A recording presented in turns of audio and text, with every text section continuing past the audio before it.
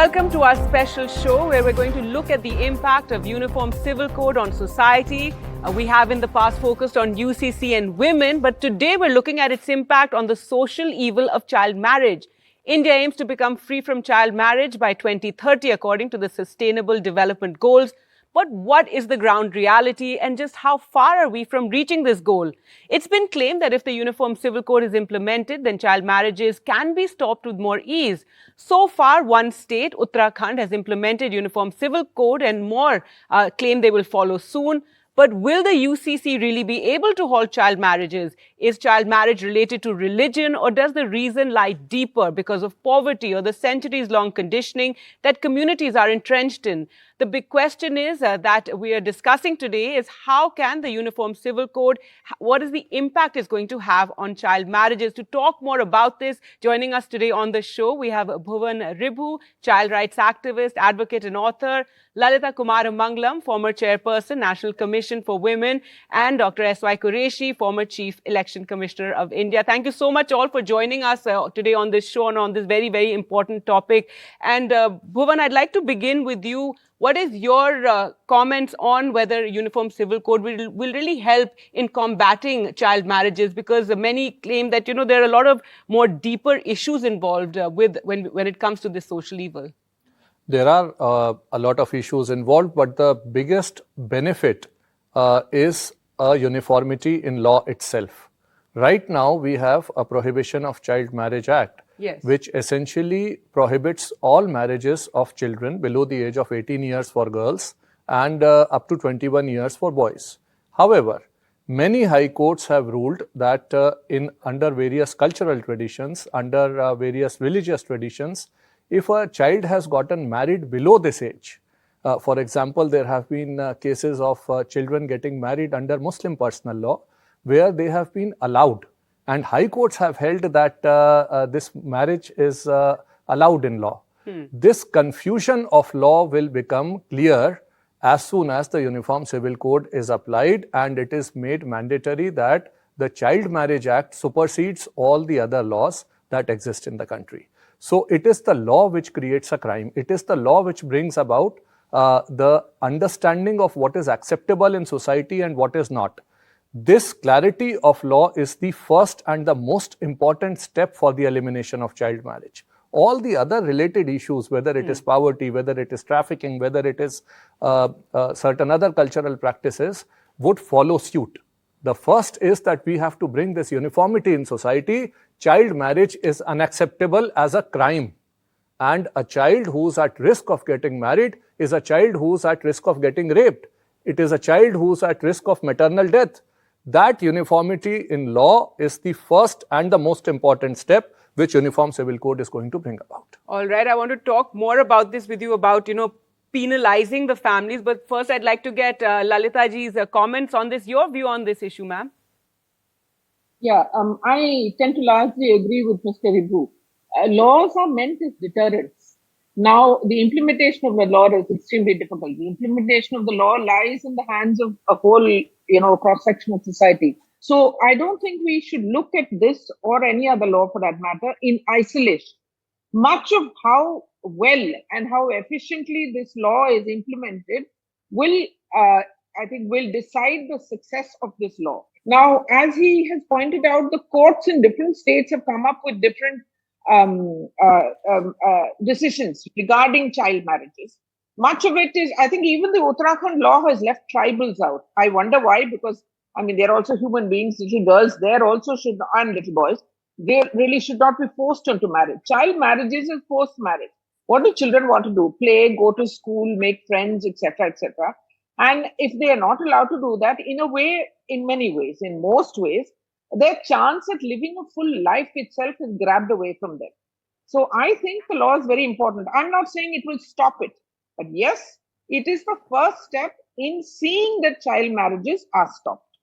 No, an important point you made there about, tribals being left out in the Uttarakhand law as well. And yes, we're going to see more of that, I think, when other states will implement it. S.Y. Qureshi, your comments on this. We did see in Assam, they cracked down on child marriages in a very hard way. We saw hundreds of people thrown into jail.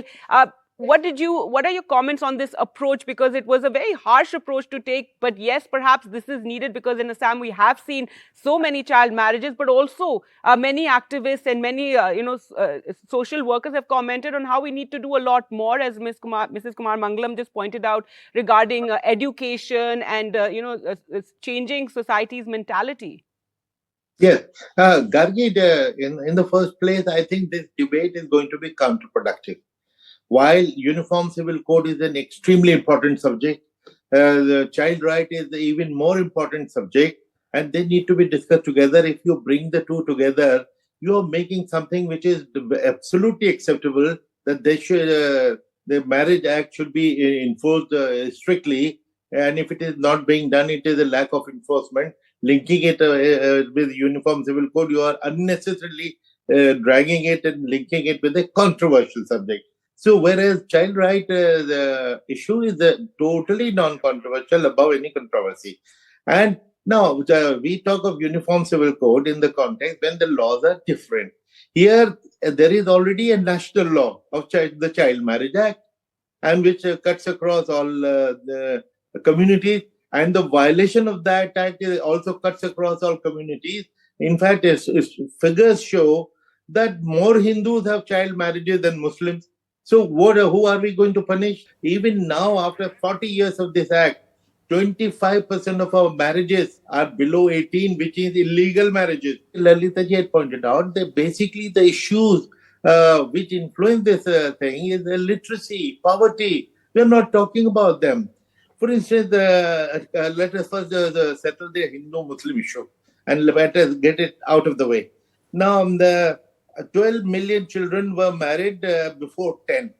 That is a figure of which 84% were Hindus, more than their population, and 11% were Muslims and less than their population. Therefore, to make it a Hindu-Muslim issue is counterproductive. It's a common problem. And actually, so definitely it is a common problem, yes. And Jains, Sikhs and Christians have much better performance. And Hindus and Muslims are in the same boat, shoulder to shoulder. Therefore, it will only confuse the issue rather than bring focus on something which is lack of implementation. Still, 1 in every 4 marriages is still illegal. So we need to work very fast on that, and it has to. And then you can't start arresting. It has to be civic education, motivation, persuasion, behavior change, communication, and societal awakening. All right, let me ask Bhuvan about that, because what we saw in Assam was criticized also, roundly because of this sort of harsh action taken by the government, throwing people into jail. Girls were left without any help. All that happened. Also, the fact that during the COVID years we saw sudden spike in child marriages, and we all know how much that happened, and we've reported extensively in the past. So yes, poverty is a huge issue. Society and the norms and cultures are another huge issue. So that's where we need to work harder at. The problem is that we are in a country where, as Mr. Qureshi and earlier was said, if 23% of the children are getting married below the age of 18 years, and in 2022, as per the National Crime Records Bureau, we had 1,000 cases registered. It means that the law is not getting implemented or enforced. Now, why is the law not getting enforced? In the same year, in October 2022, there was a judgment of the Karnataka High Court where a 17-year-old girl has gone to the High Court saying that I have been forcibly married, I have been forcibly raped, I have been forcibly impregnated, and I am going against this marriage, and the High Court still granted bail to her accused husband, citing personal law. While I am completely in favor that the Child Marriage Act is the superseding law and should be enforced uniformly. Right. But in case there is a confusion regarding the implementation of the law is nothing but a piece of paper unless and until it is enforced. And the law must reach out to every single child. It is not a question of percentages. One child raped, one child impregnated, one child dying because of this force on her is one child too many. So the idea is that the law has to be applied uniformly. What this does is brings that uniformity in law. That's one side. Yes. The other is, if we are saying that children have to be married after the age of 18 years, then we must ensure access to education till 18 years. Access to free education. Even if it is not compulsory, it must be free. Second is that there has to be mandatory reporting of child marriage. It is not a question of a boy who got married to a girl.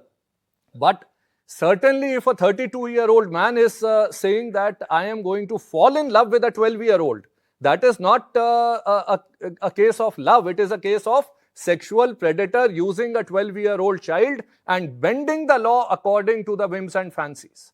And that is certainly unacceptable. The third is that in Assam, for example, it would be unjust of us to say that only the enforcement that happened with such vigorous approach was the only solution. Coupled with the enforcement, 200 crore rupees was also sanctioned by the government for the education, for the rehabilitation, for legal assistance to children who wanted to actually declare their marriages voidable, which is a process of law. Where do we start the law enforcement? Where do we start? Where is the first step? All right, so any enforcement of law, any case of child abuse, this is child rape. It has to be treated as such. Wherever we start is a good first step. All right, S.Y. Qureshi, your comments on that, this lacune in the law in a sense, and where some are let go based on personal law. Two things. Number one, I strongly feel and I repeat that bringing in personal law is going to confuse the issue, because the problem is in any case serious, and it's a non-implementation is across the board. He has mentioned one Karnataka cases. I will challenge him to name 5 cases in a country of 1.4 billion people. Because of that, he is giving ammunition to people who are looking for such excuses. Why is he making a Hindu-Muslim issue when it is not? It is a societal issue across the board. And in fact, I would say... the courts also should not accept something like this. I am absolutely not making it a Hindu-Muslim issue. I would like to put it on record. It is not a Hindu-Muslim issue. It is a tribal issue. It is a Hindu's issue. It is your issue. It is my issue. It is all of us' issue. It's not a Hindu-Muslim issue. Sir, certainly not a Hindu-Muslim issue. Yeah, but exactly. But the way you formulated it, it will convert into a Hindu-Muslim issue. And there are people who will be happy to grab this issue. I think we should keep this out, because there is unanimity amongst all of us that we need to come down heavily. Now, coming to the other question, whether to make law stiffer, I think whenever somebody says dowry law, this law should be made stiffer, I think that's the most stupid suggestion to make, because already he was saying existing law is enough. It's the implementation and enforcement of the law. Yes. And the need to create more awareness around these issues. We'll slip into a short break right now and return with more, closing comments on this issue. Very important issue. We're discussing the societal evil of child marriages. Stay with us.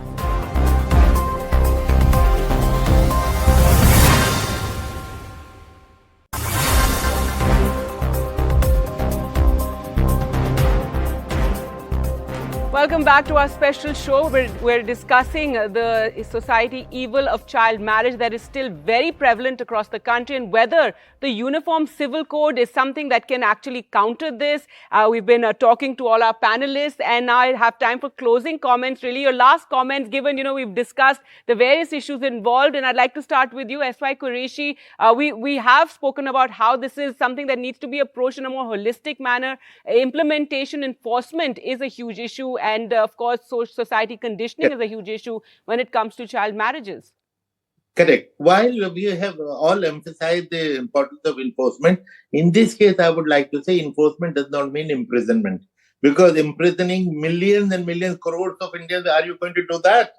Can anybody? So, therefore, what we need to do, enforcement means behavior change, communication program, drive to put the Beti Bachao, Beti Padhao. In fact, the Prime Minister has given a very good slogan. Put all these girls in schools and up to university, give them free education. I did a book not long ago called Population Means Islam, Family Planning and Politics, where I have shown that illiterate women, if they marry at 17, if they finish 12th class, the marriage is delayed by 5 years. So answer, focus on education.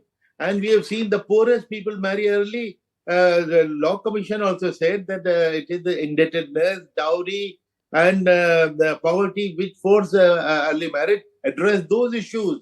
Focus on the states which are lagging behind by a vigorous behavior change communication, enrollment drive, income generation scheme, and the situation will improve because we have waited too long.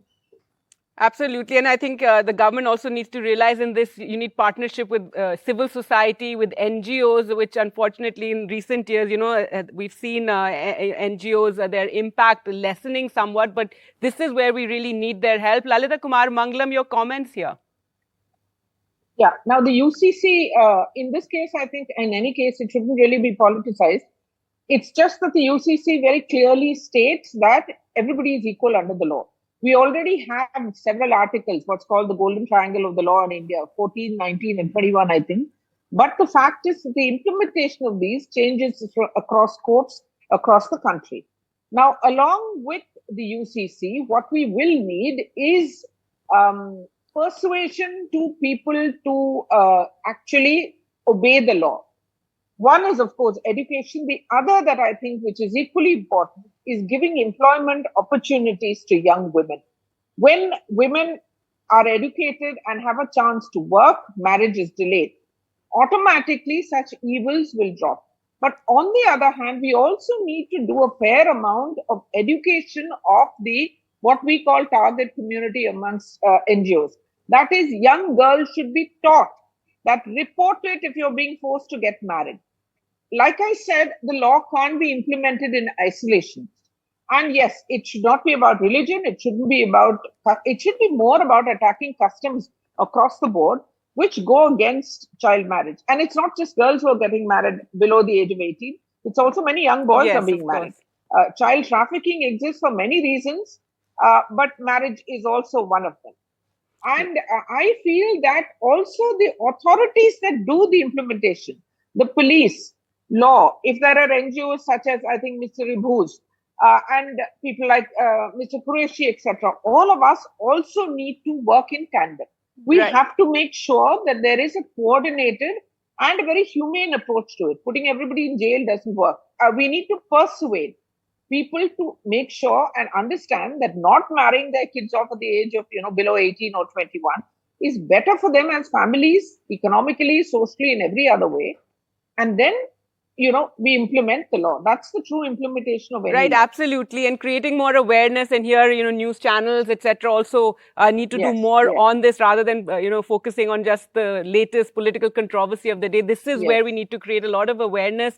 Finally, Bhuvan, your comments on this. And yes, what S.Y. Qureshi said, that Beti Bachao, Beti Padhao, really, and Bete as well, as Lalita Kumar Mangalam pointed out. So your comments on, what we've been discussing so far.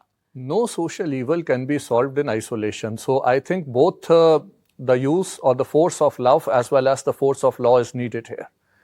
Either if we continue sloganeering, it is not going to solve. And if we go all out and say that millions of people should be put in jail, that is also not going to solve. It has to work simultaneously.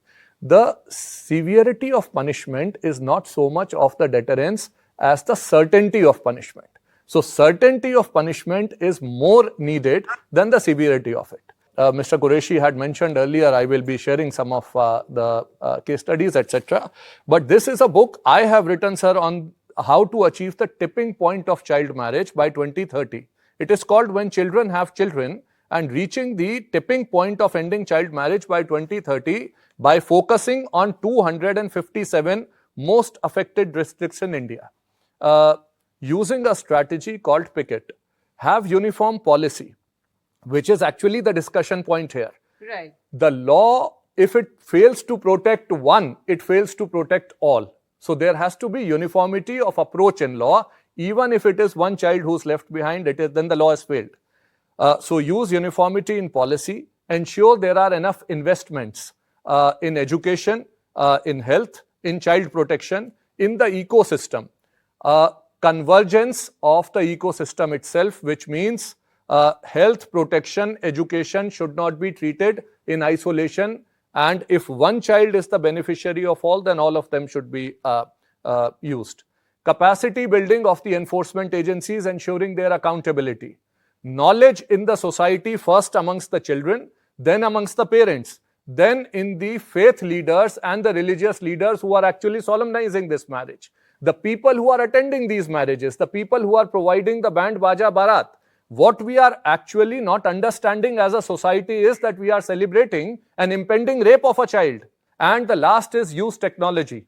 If we are a country who can reach the moon, we can certainly manage the attendance of all our children and monitor that attendance. So ensure that there are no dropouts of school, from school, and all child attends education till the age of 18 years or whatever we decide to be the end point of marriage. On that note, I would like to end. Important point of focusing on those districts, where we're seeing child marriages. So data are really what we need to use here. But thank you all for joining us on the program today. India aims to put a complete stop to child marriages by 2030. And clearly, we all need to work together to make that a reality. Thanks for watching. Goodbye.